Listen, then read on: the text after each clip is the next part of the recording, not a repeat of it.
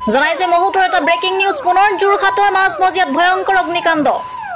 যোৰহাটৰ মাজমজিয়াৰ ঘন জনবসতি অঞ্চলত ঢাকাইপতি অঞ্চলৰ ট্ৰেন্সফৰ্মাৰত এক বৃহৎ অগ্নিকাণ্ড সংঘটিত হয়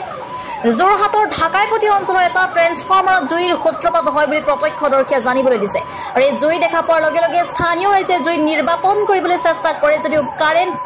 হোৱাত থমকি যাবলগীয়া হয় আৰু এই জুই বিষয়ে বিদ্যুৎ বিভাগক জনোৱাৰ লগে লগে কাৰেণ্ট সংযোগ বিচ্ছিন্ন কৰে আৰু একেলগে অগ্নি নিৰ্বাপক বাহিনীক খবৰ দিয়াত অগ্নি নিৰ্বাপক বাহিনী সেই স্থানত উপস্থিত হৈ অগ্নি নিৰ্বাপিত কৰিবলৈ সক্ষম হয় যোৰহাটৰ পৰা পৰাণ মেধিৰ ৰিপৰ্ট আসাম লাইভ 7